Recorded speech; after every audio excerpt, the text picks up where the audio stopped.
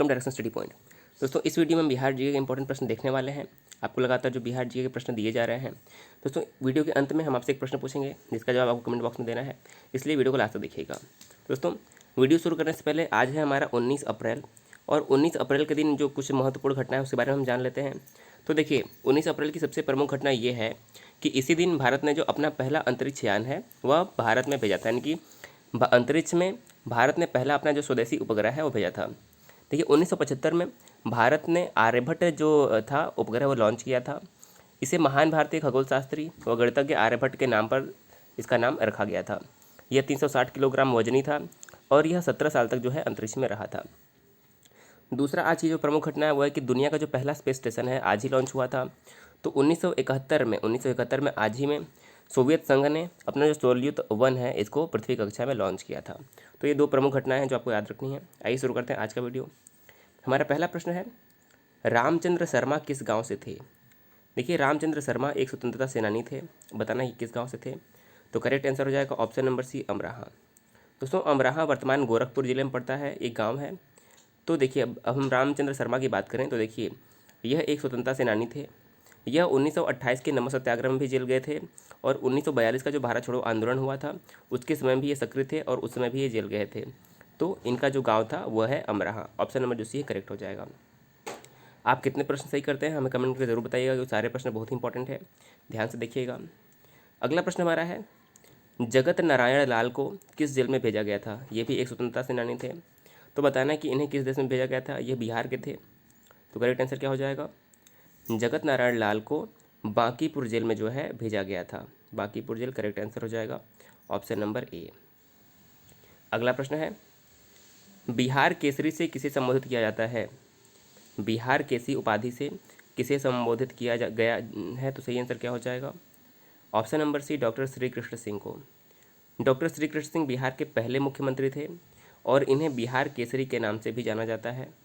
यदि बात की जाए कि बिहार में सर्वाधिक समय तक मुख्यमंत्री रहने वाले कौन थे, तो डॉक्टर श्री कृष्ण ही बिहार में सबसे लंबे समय तक मुख्यमंत्री रहे थे।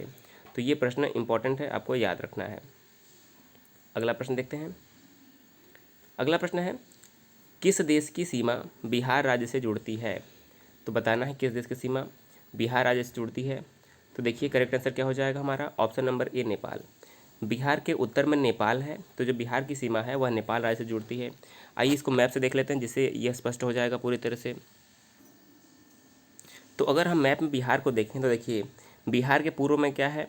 बिहार के पूर्व में हमारा पश्चिम बंगाल है। बिहार के पश्चिम में हमारा आता है उत्तर प्रदेश। बिहार के उत्तर में जो है हमारा नेपाल स्पर्श करता है और बिहार के दक्षिण में जो है झारखंड। तो जो इतने राज्य हैं वह बिहार को स्पर्श करते हैं। तो आपको याद रखना है, बिहार के पूर्व में पश्चिम बंगाल है, पश्चिम में उत्तर प्रदेश, उत्तर में नेपाल और दक्षिण में झारखंड। तो जो उत्तर में है नेपाल देश है जो है बिहार को स्पर्श करता है। और देखिए बिहार के बीचों बीच जो है गंगा बिहार को दो बराबर भागों में विभाजित करती है। तो ये जो प्रश्न है यहाँ से आपको मैप देखने से यह हमेशा के लिए क्लियर रहेगा। तो बिहार राज्य जो सीमा है वह किधर से लगती है? वह बिहार राज्य से लगती है। ऑप्शन नेपाल से स्पर्श करती है। ऑप्शन नंबर जो हमारा ए है बिल्कुल करेक्ट हो जाएगा। अगला प्रश्न देखते हैं, पुराना बिहार का कितना प्रतिशत जमीन लेकर झारखंड राज्य बना था? यानी कि बताना है कि जो पुराना बिहार था उसका कितना प्रतिशत जमीन लेकर जो नया झारखंड बनाया गया। तो करेक्ट आंसर हो जाएगा ऑप्शन नंबर भी, 45.85%। पहले बिहार और झारखंड एक ही राज्य थे, लेकिन सन 2000 में जो है बिहार और झारखंड को अलग कर दिया गया। अब देखिए यहाँ से इंपॉर्टेंट है कि हमारा जो झारखंड बना था तो ये कौन से क्रम का राज्य बना था, कई बार प्रश्न परीक्षा में पूछा गया है। तो देखिए यहाँ से आपको याद कैसे रखना है। देखिए 26वां हमारा राज्य था छत्तीसगढ़, 26वां था छत्तीसगढ़। 27वां हमारा राज्य बना था उत्तराखंड और जो हमारा 28वां राज्य बना था वो बना था झारखंड।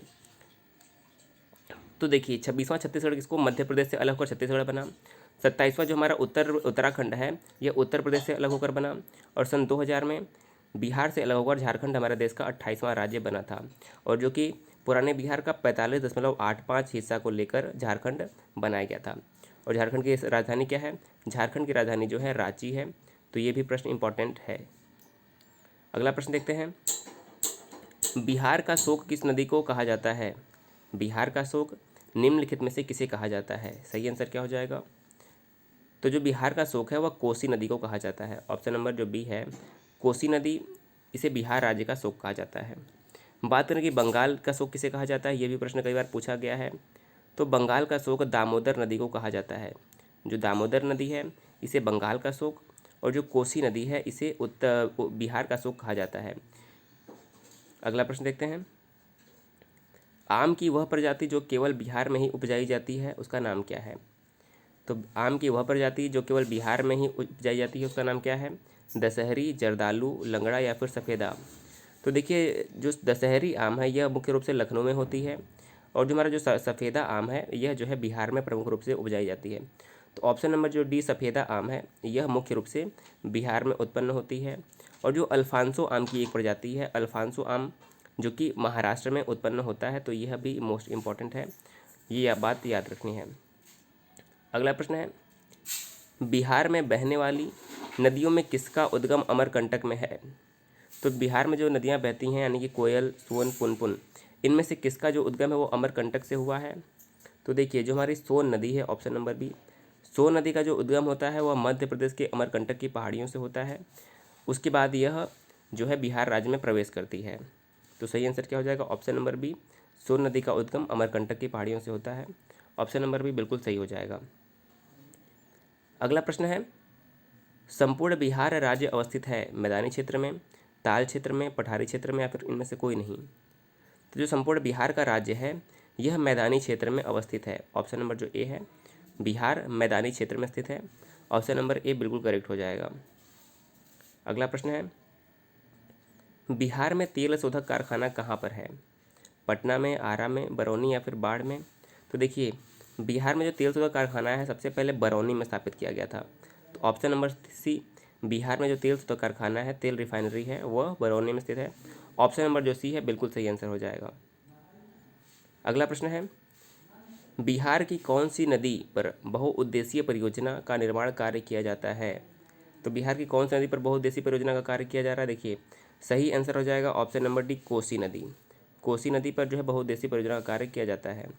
इसके अलावा हम गंगा की बात करें तो गंगा का उद्गम उत्तराखंड के गंगोत्री ग्लेशियर से होता है। उसके बाद वह उत्तराखंड, उत्तर प्रदेश होते हुए बिहार में आती है, और झारखंड, पश्चिम बंगाल में होते हुए बंगाल की खाड़ी में निकल जाती है। गंगा बिहार को दो भागों में बांटती है और लगभग 445 किलोमीटर यात्रा बिहार में करती है। तो इतना प्रश्न याद रखना है। और बात करें कि गंगा की पूरी लंबाई कितनी है, तो गंगा की जो कुल लंबाई है वो है 2525 किलोमीटर। गंगा की कुल लंबाई है 2525 किलोमीटर, और यह भारत की सबसे लंबी नदी है। और जो बिहार में मुख्य बहुउद्देशीय परियोजना है वह कोसी नदी पर की जाती है। तो ऑप्शन नंबर जो हमारा डी है करेक्ट हो जाएगा इस प्रश्न का। अगला प्रश्न है, किस फसल के उत्पादन में बिहार देश में अग्रणी है। तो किस फसल के उत्पादन में बिहार देश में अग्रणी है, तो करेक्ट आंसर हो जाएगा ऑप्शन नंबर सी, मखान। मखान के उत्पादन में जो बिहार है वो देश में अग्रणी है। ऑप्शन नंबर जो सी है बिल्कुल करेक्ट हो जाएगा। अगर हम बांस की बात करें तो बांस सर्वाधिक मात्रा में असम में उत्पन्न होता है, ये भी इंपॉर्टेंट है और याद रखना है। अगला प्रश्न, बिहार में डालमिया नगर किसके लिए प्रसिद्ध है। तो देखिए बिहार में जो डालमिया नगर है वह चमड़ा उद्योग के लिए प्रसिद्ध है। ऑप्शन नंबर सी करेक्ट हो जाएगा। रेशम की बात करें तो रेशम जो है भागलपुर में भागलपुर रेशम के लिए प्रसिद्ध है। इसे भागलपुर को सिल्क सिटी भी कहते हैं। और जो डालमिया नगर है यह चमड़ा के लिए विख्यात है।